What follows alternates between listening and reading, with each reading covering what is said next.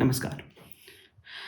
Continuing from the yesterday's video, I'm again with the same topic. Now, this is completely different from what I posted yesterday. Yesterday was in the support of caste-based reservation, but today we are talking about the abolition of caste. Now, what would that imply in terms of politics and socio-economic aspects? That I hope will be covered in this video.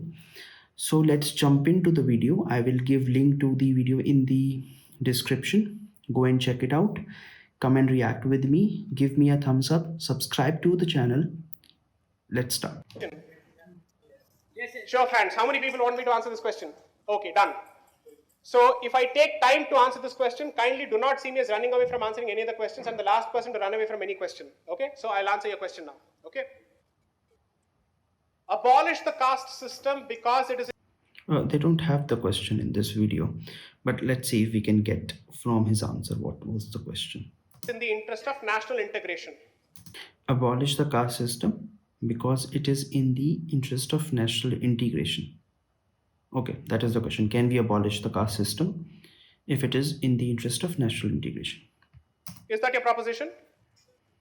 Fair enough. Have I captured your proposition correctly? No mischief? Right? Okay, done.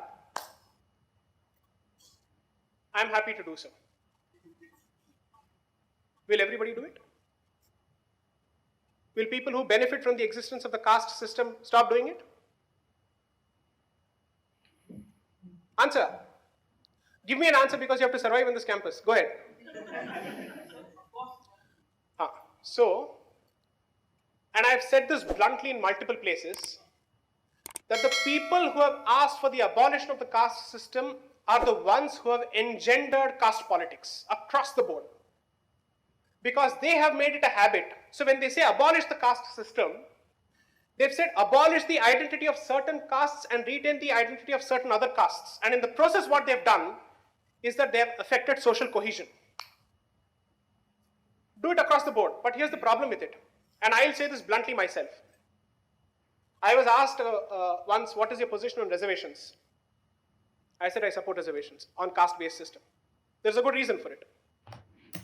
Yesterday only we saw that video.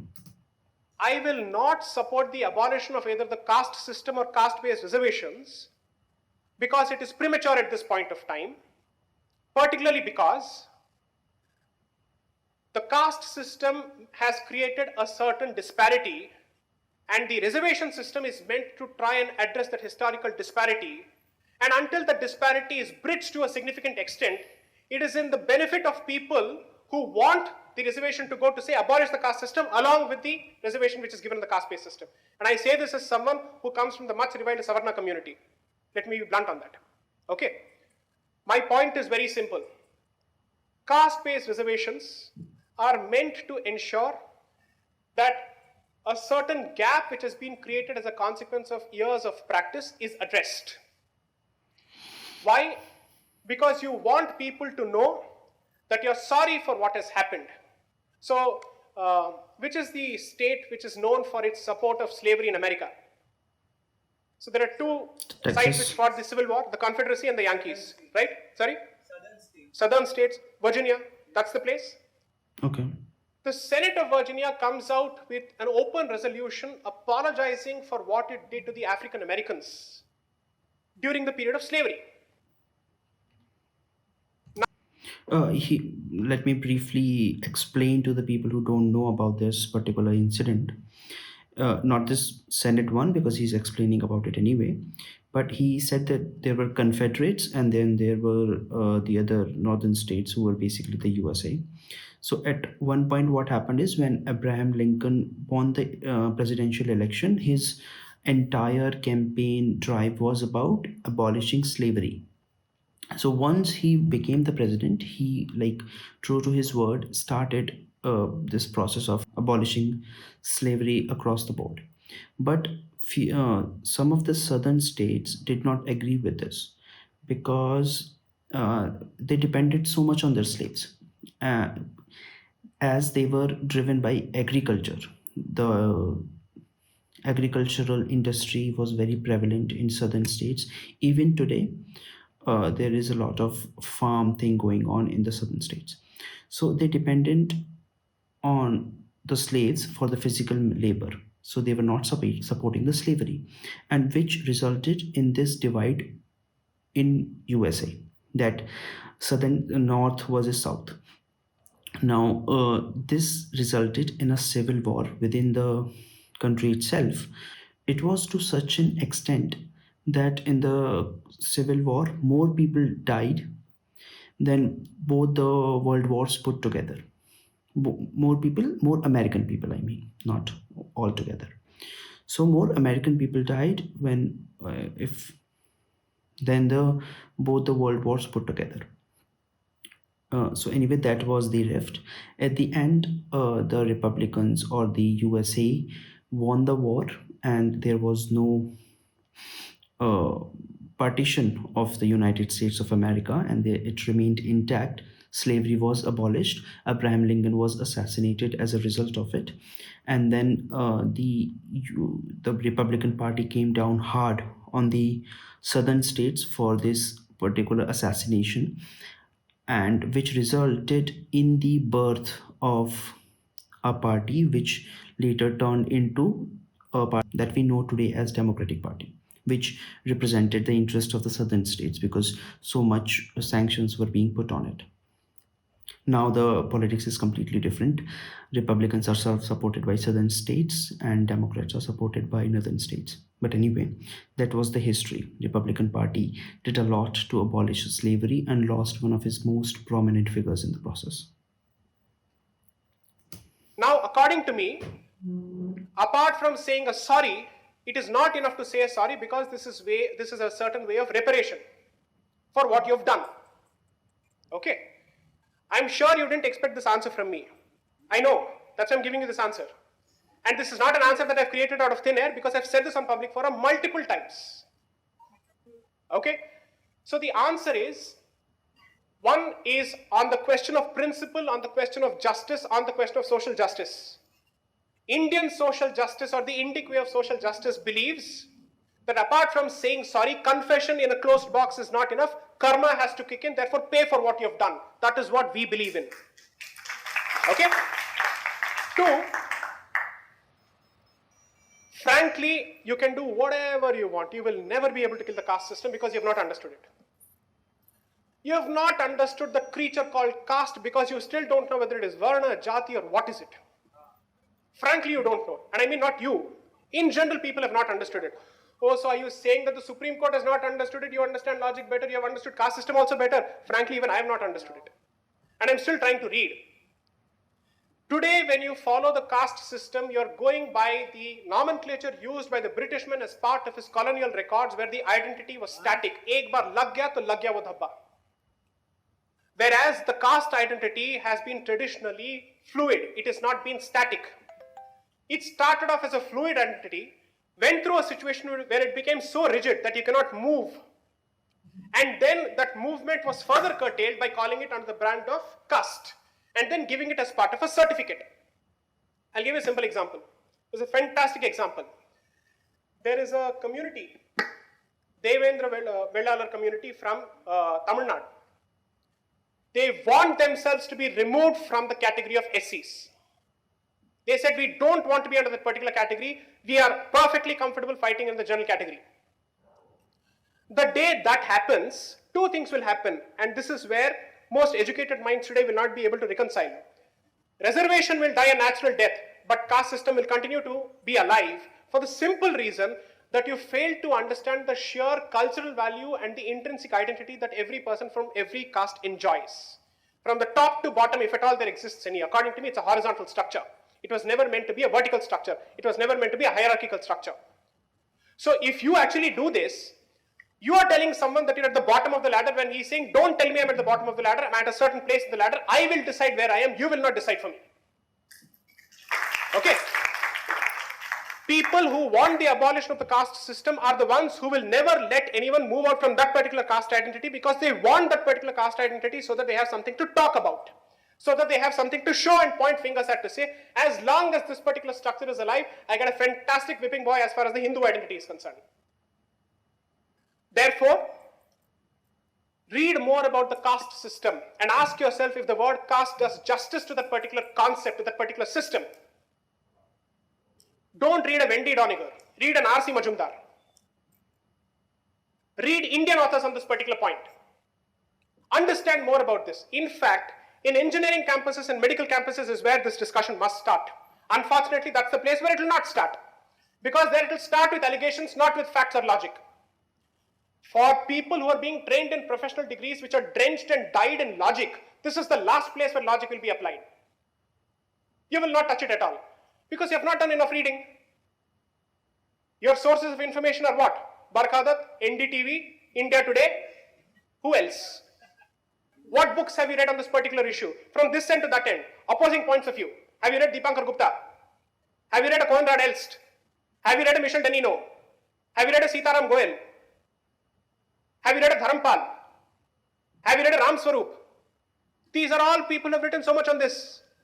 I'll give you Every sentence is like a slap. Have you read that? No. Have you read that? No. a simple thing.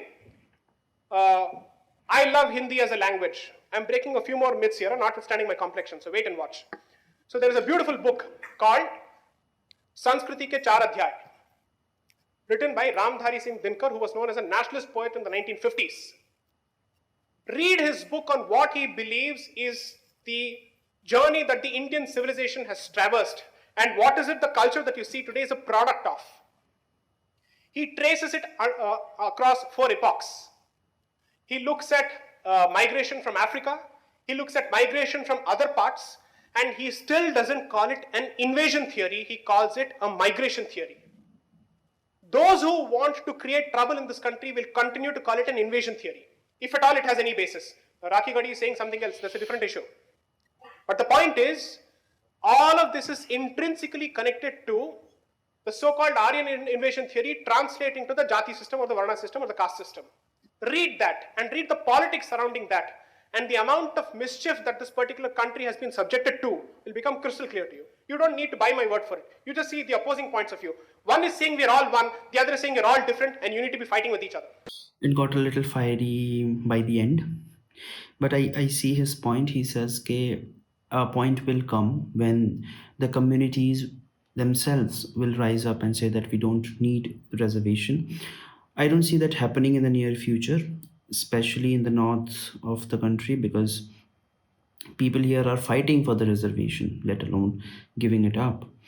But okay, I see that. I see his point that the caste system will not die that easily. It's not very easy to abolish the caste system, because what would that entail is the question. Would it entail then abolishing all the caste-based reservations as well? Because I don't think that would be fair. क्योंकि ऐसा नहीं कर सकते ना कि अभी तक किसी से तुम चोरी कर लो, फिर उसको बोलो कि जो हुआ सो हुआ, भूल जाओ, नाउ वी आर इवन. ऐसा नहीं हो सकता. Some wrongs have been done, then you have to pay for it, and in order to continue to pay for it, you have to acknowledge the fact that there have been some wrongs based on such and such categories.